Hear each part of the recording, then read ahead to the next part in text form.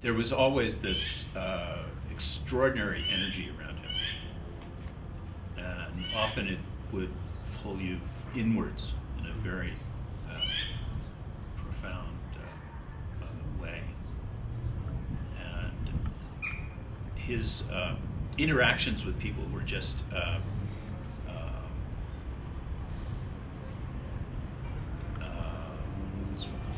very individualized, and everybody in the group there seemed to get just what they needed.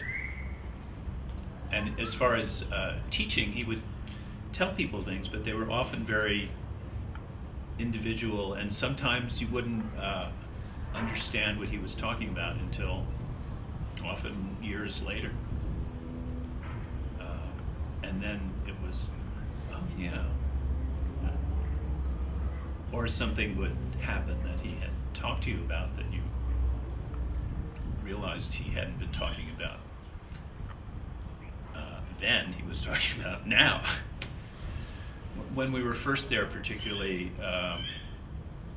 we weren't allowed to stay in the ashram. We were told to go back to Nainital and come back in 3 days or more. He sometimes would make it quite clear that he knew exactly what we were doing every moment when we weren't there too. I was with Krishnadas and Danny, and we were out on the lake in Nainital, and came back the next day, and he said,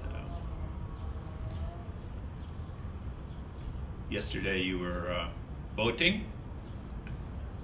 What were you doing out on the boat? Oh, we were thinking of you, Maharaji. What were you doing? Well, we were having a little smoke.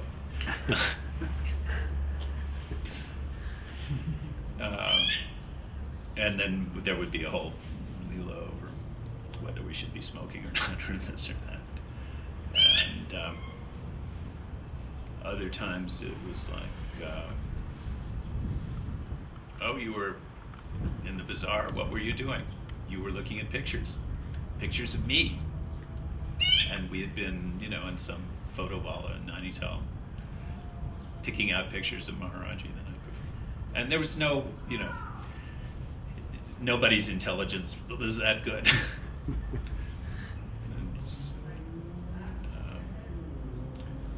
So that took you into a place inside in your relationship with him.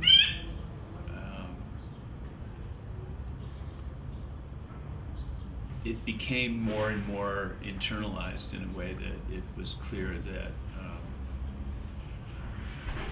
he was inside, not outside. And all of the outside stuff that was going on was just that leela, the dance.